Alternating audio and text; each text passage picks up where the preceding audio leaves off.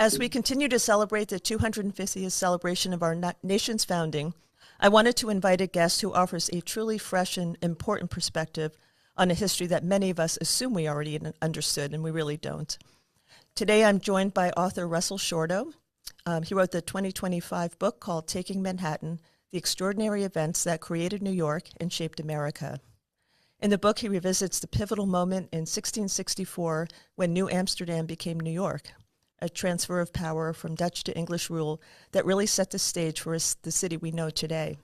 And along the way, he introduces us to the most vivid and interesting cast of characters, whose lives reveal just how layered, surprising, and complex Manhattan's beginnings really were. Russell is the director of the New Amsterdam Project at the New York Historical and a senior scholar at the New Netherland Institute. He describes his books as narrative history and has the belief that history is the most meaningful when explored through individuals in conflict. His books have been published in 14 languages and have won numerous awards. In 2009, Russell was given a knighthood by the Dutch government for advancing Dutch-American historical awareness. In 2018, he was inducted into the New York State Writers Hall of Fame.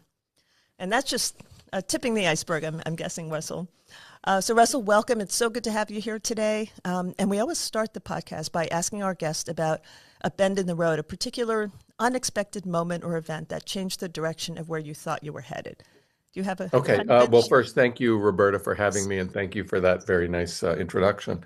A bend in the road. This would have been 25 years ago, something like that. My daughter, no, a little more than that. My daughter, I was living in New York City. I had written a couple of books, and they were I was kind of all over the place. I was a writer of nonfiction. I did a lot of like long cover stories for the New York Times Magazine. So I would get in depth on a subject and then go to the next one. And my daughter was a toddler, and the nearest open space that I could take her to run around in was the churchyard of St. Mark's in the Bowery. And it happened that the tomb of Peter Stuyvesant is there.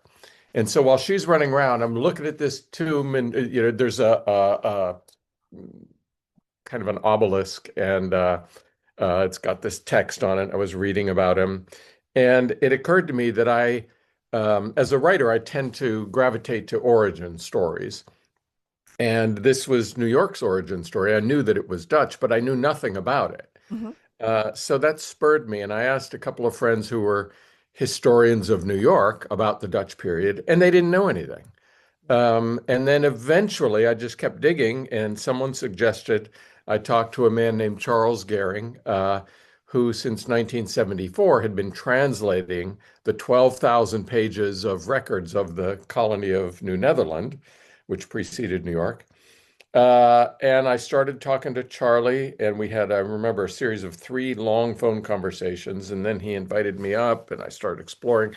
So that just changed my whole direction. It focused me from, kind of a generalist nonfiction writer to this particular track, where I was that's what we're going to be talking about today. But throughout my career since then, I'll go off and do something else for a while, but then I always come back to New York's early period, which is so rich in terms of not just New York, but American development, American society. So much of the turmoil that's going on in the country now, you can kind of relate back to that era.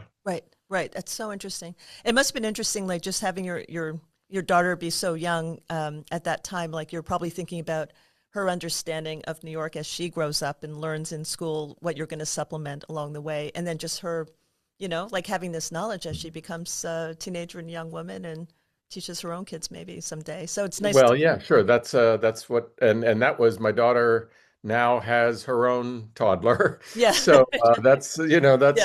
that's how things go. That's great. Wonderful. So this book is fantastic. And I think I've told people here when I talk about your book, you're so enthusiastic, and like we can tell how excited you are about this material. The other interviews I've watched, like you are just really, really immersed in this material. And I want to ask you later about all of those new documents you found. But first, literally starting in the preface of your book, you describe how you arrived at a shop in the Ramapo Mountains of New Jersey that was owned by Vincent Mann, a chief of a Lenape tribe. And this New York City skyline is visible in the background. And you write, it's an alluring notion for a writer of history to reach for in making a point about historic injustice, that descendants of the people who lost Manhattan, possibly the victims of the greatest and most iconic swindles, live on 400 years later in the shadows of skyscrapers. So you're asking us as readers, you're providing us, you're filling out some information maybe we didn't have, but you're also giving us this imagery for visual learners and, creative people. You are giving us this striking image, the juxtaposition of the two. That's really, it's really effective. So can you kind of in a really brief nutshell, like that unbelievable moment in 1664 when Dutch New Amsterdam became New York, can you kind of walk us through that moment?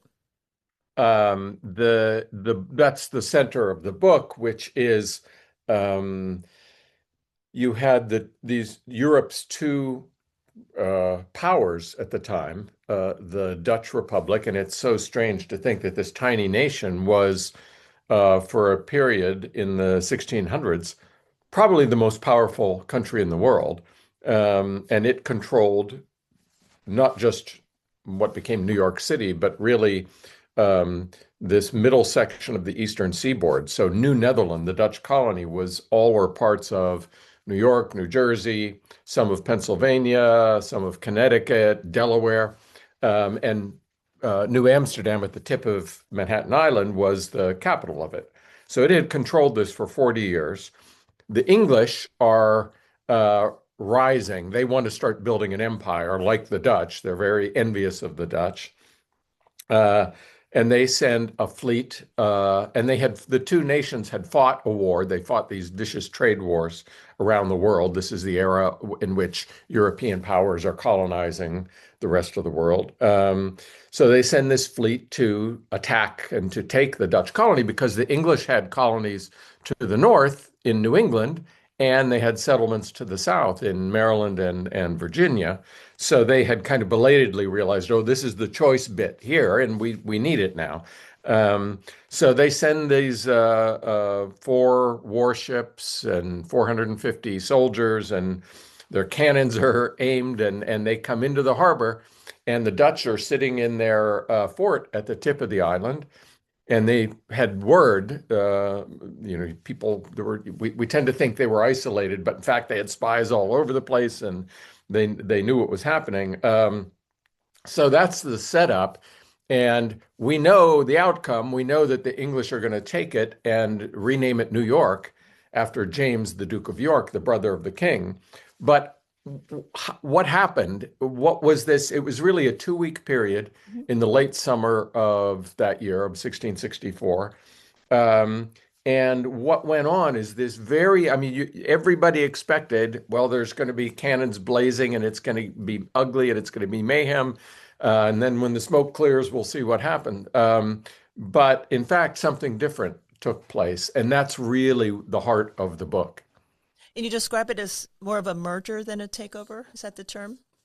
Yeah, that's what I say. That uh, uh, the it comes down to the two leaders, Peter Stuyvesant for the Dutch and Richard Nicolls for the English, but also all of the people around them. Nicolls had all these advisors with him on the ships, and Stuyvesant really on the Dutch side.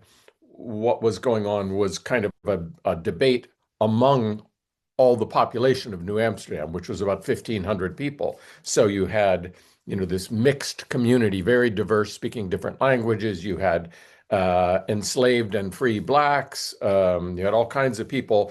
And, sifting through the records, everybody seems like had a stake in it and wanted to get their 2 cents in. So the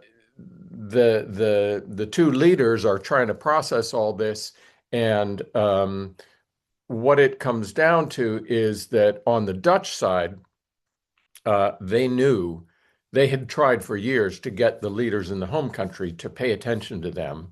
They had written letters saying, look, we have this choice piece of real estate. We can continue to move west and exploit this North American continent. And it can all be this vast Dutch province, but you have to give us support. And those pleas had fallen on deaf ears. They knew they were not getting help. On the English side, Richard Nicolls, the very savvy, very interesting figure who I really kind of spent a lot of the book unpacking, had done his homework. He had a sense that what the Dutch had created in New Amsterdam, I mean, it was this tiny place, but it was already New York in a way. It was already this global trading center. He didn't know the Dutch concept, the Dutch principles of trade, what we would call capitalism. They had pioneered at this time. Right. It was bewildering to someone like Nicolls, but he saw that it worked. So he didn't want to just bomb the place and level it, and then he'd have this rock to start building something new on. He wanted to keep what they had. Right. So both sides had, at least in terms of the people on the ground, everybody had an incentive to figure out a way to work together. Now, in the home countries, they didn't. That's not how they thought. They just wanted, the English wanted to take that piece, and they didn't care the rest. So it was really a lucky thing, I guess, in terms of New York and ultimately American history, that the leaders didn't have, access to phones or cell phones or texting or anything like that. They were on their own here, and they had to figure things out. And Nicolls, like the British were more puritanical, you say, right? And then the Dutch were more capitalistic and aggressive. Would you say like their mindsets were a little bit different at that Well, time? no, I would. In both countries, you had sort of a right wing and a left wing. In England, they had been fighting. They had just fought this vicious civil war. One side was the Puritans, and the Puritans were, by and large, were the people who founded the New England colonies. Right. And the Puritans had had control of the government in England for a period of time, and they'd kicked the royal family out. But at this point now, the royals have come back on the throne, and they represent the other side. They're the relatively tolerant, relatively forward-looking, outward-looking, globally minded party in Okay. England. Okay. The Dutch in the home country also had sort of those two same factions. One was a religiously intolerant, inward-looking faction, Right. and the other was expansive, globally minded, and so on.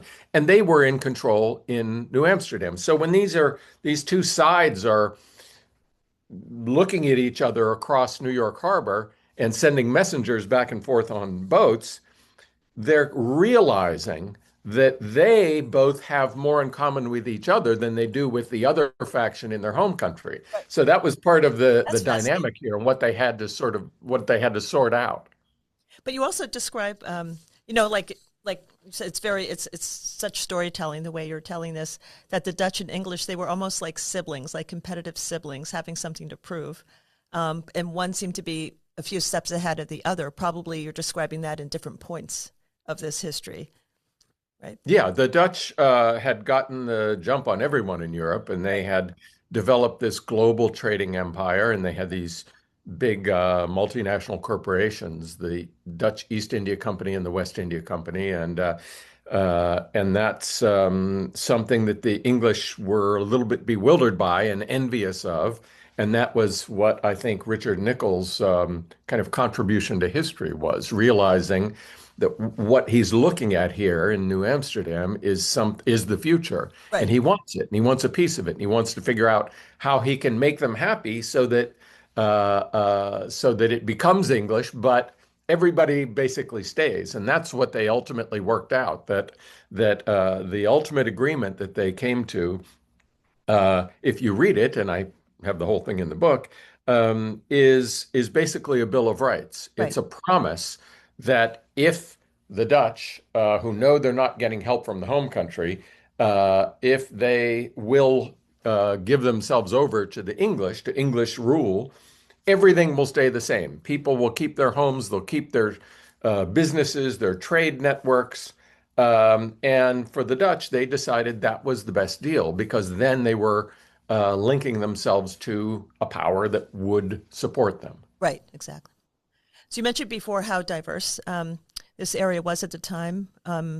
Your stats somewhat reported that were 18 languages were being spoken at a time when there were only about 500 people. I mean, that's remarkable. So you mentioned some of these groups earlier: Dutch, German, Spanish, Portuguese, Scandinavian, English, Europeans, Sephardic Jews, free and enslaved Africans, indigenous Lenape people, religious minorities fleeing persecution. So it's remarkable to think of all of those individuals arriving from their circumstances or already there in the country, just developing this new part of New York. It's really fascinating. Now, I want to hear more about the newly discovered material that you archival material. So what has been discovered is really giving voice to so many of those people we never really have heard from directly. So this records project was a decades-long project translating over 12,000 pages of Dutch colonial records. So can you tell us how those were discovered and what it was like when you first started immersing yourself in them and what it looked like even? Yeah, well, this is my bend in the road moment. When I met Charles Gehring, the translator of this vast Yeah. archive, and uh, and just started. And he was so. This is going back 25 years or so, and he was just he. He and Yanni Venema, who was his colleague in Albany at the New York State Library, they basically gave me a desk. They showed me, how to make my way around a 17th century handwritten Dutch document, um, and that then is what opened me up to this is a whole world and a whole way of looking at American history that most people have not thought of before. So that was back then. And so I wrote my earlier book, The Island at the Center of the World, which came out in 2004. Um, and that told the story, the 40-year story of this settlement. And this book, Taking Manhattan, really zooms in on the end game, when Right. there's this struggle between the English and the Dutch. And the batch of documents that this book really is focused on is part of that same, what I've been dealing with for 25 years. But as the translators have gotten to the latter part of that story, to the last few years in the life of this Dutch settlement, you start to see it now, where it was this very primitive little, few kind of huts at the tip of Manhattan Island. In the last couple of years, it's this vibrant, booming concern where you have trading firms in Amsterdam. The leader, the owner would send one of his sons to open a branch office in New Amsterdam. And so it's this very sophisticated place. The way they traded with different parts of the world, how they ran their economy.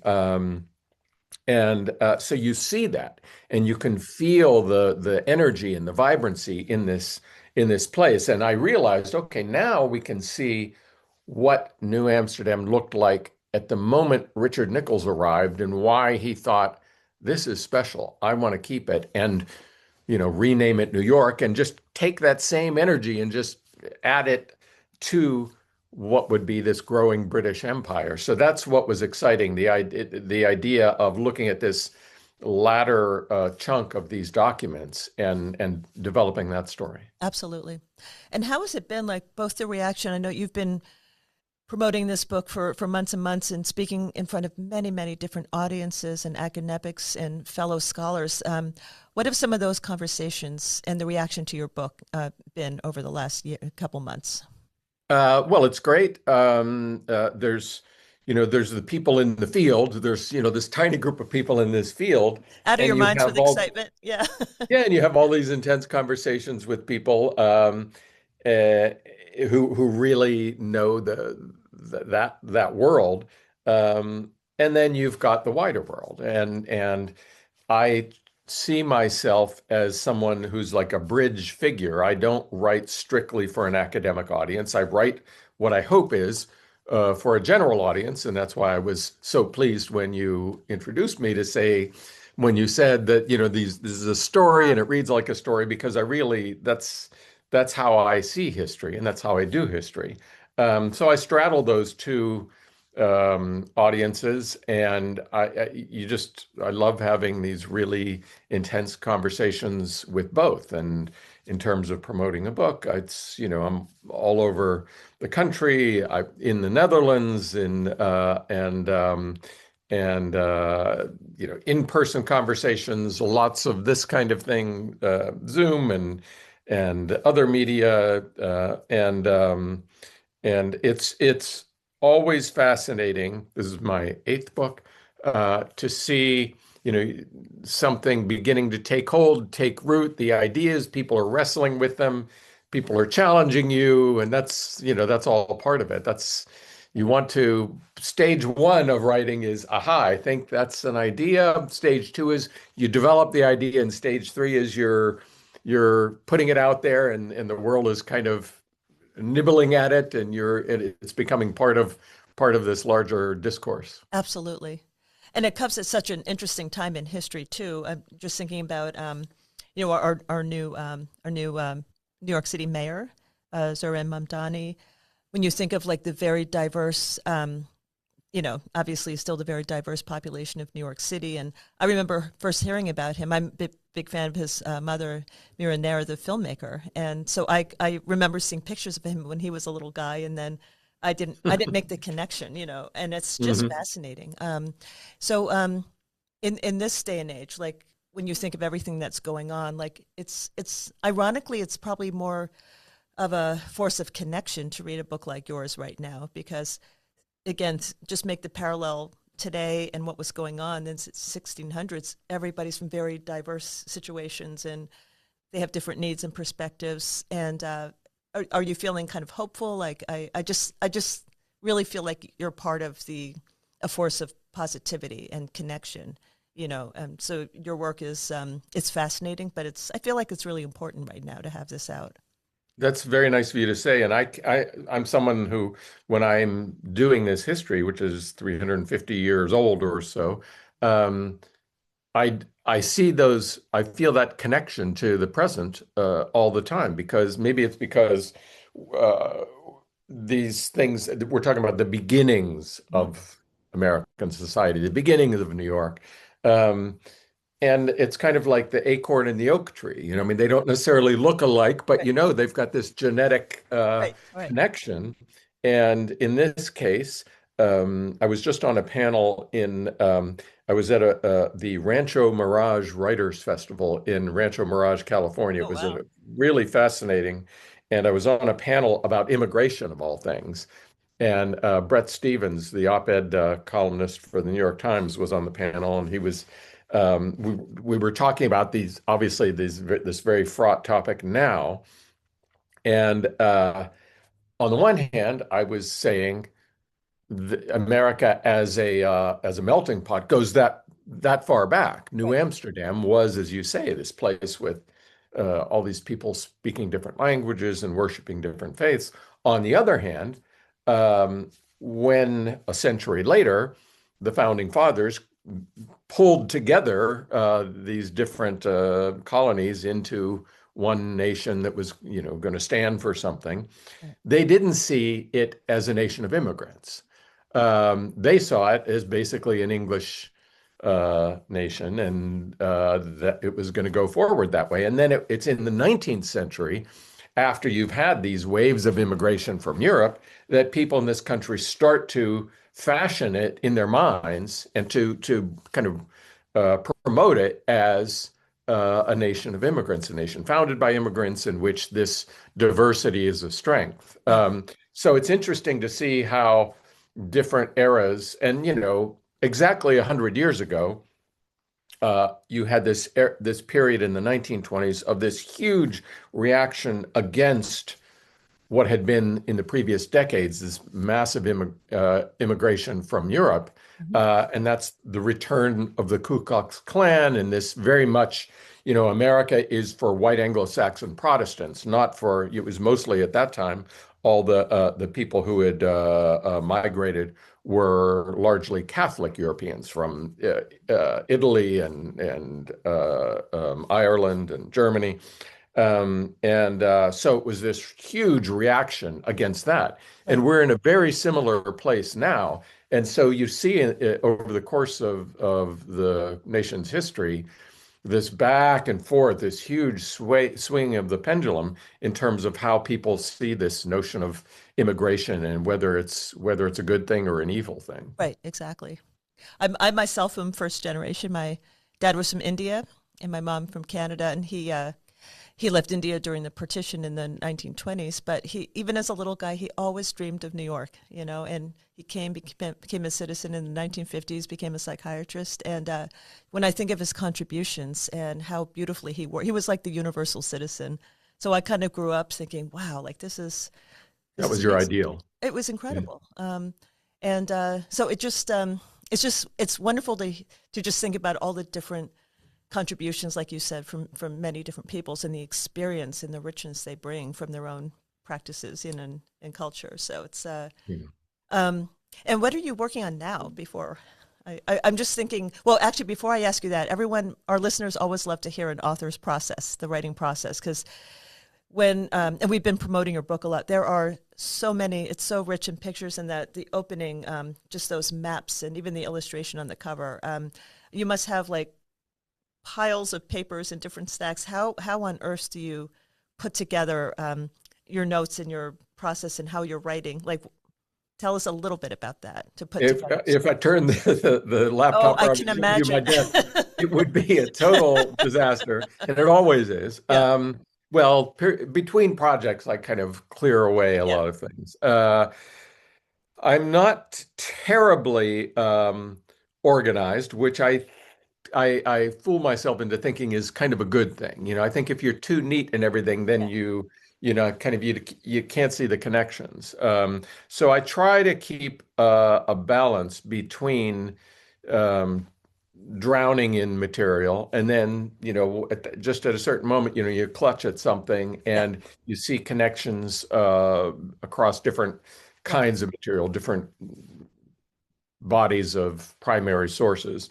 Um, and seeing a spine. And as I said, I am a storyteller. Hmm. And so I will, I might start with, as I had said before, what the idea was for this book. And then I just let myself kind of drown in the material for a while. And then I come up for air, and eventually, if I'm lucky, I see a spine. And storytelling to me is two people in conflict. And here you have Nichols and Stuyvesant, very clear. I mean, you can't get more in conflict than they're pointing guns at each other. Right.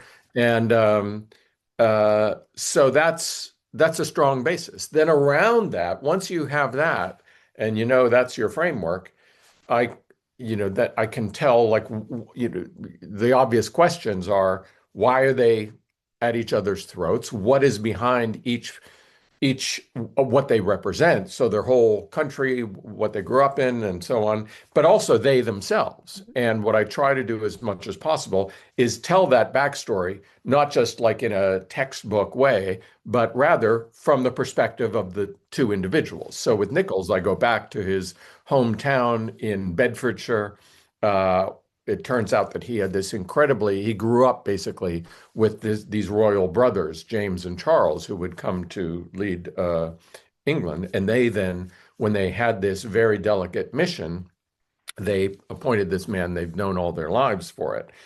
So telling in that case the history of the English Civil War and all that and what was behind this moment through the perspective of Nichols and his childhood and coming of age, to me is just a much more, it's more meaningful than just giving a broad history. So that's kind of a little bit of how I work as I begin to make my way through the story. So, Teresa, when you think of a film, right, you have your main characters. If you don't learn about the history and the supporting characters, then you don't really know who they are in a vacuum, like all the Yeah, yeah, motivation. exactly. So, And then, okay, I picked the two main characters, but the story isn't just theirs. In particular, as I said, with New Amsterdam, it's the whole population. So I chose a handful of people who were in the town, ordinary people. One an enslaved woman who gets her freedom, the leader of the Jews in the town. I have a handful of people like that who we come to periodically to touch base with them to get their perspective mhm. to kind of flesh out that wider picture. Right. Okay. Makes sense. And okay, so now I can ask what you're working on next. Your new boxes, your new. So, Yeah, do you work in yeah. your Is it? Oh, I want to ask you. Like, do you have some kind of a giant chart? Like, you have this huge story arc, but are you kind of sketching out like a timeline? Which like some of the backstories and the supporting characters. Is it if there's Yeah, I mean, outline? for Taking Manhattan, I had a timeline, and it gets complicated because um, we're talking about a relatively small, short period of time, and the English and the Dutch had different calendars at the time. So their calendar was 2 weeks off, and they started the new year at a different moment. The English did it then. Later, the English caught up with everyone else and got on the modern calendar. But things like that drive you crazy, and you're always getting thrown off. But yeah, I have a timeline. In terms of what I'm working on, I am, as you said, the director of the New Amsterdam project at the New York Historical, and I have been curating an art exhibit that we will have opening May 1st, Okay. 2026, running through August. That'll be called Old Masters New Amsterdam. We're bringing 60 Dutch Old Master paintings, including four by Rembrandt, Wow. with the idea that there were not many artists in New Amsterdam. We don't have a great, aside from the picture which is on the cover of my book, there aren't many images of what it looked like. So we've taken paintings by Rembrandt and Jan Steen and Jan Levens and these other greats of the Dutch Golden Age artists uh, that are paintings of scenes that could just as easily be New Amsterdam as the old country. So a market scene inside a tavern, inside people's homes.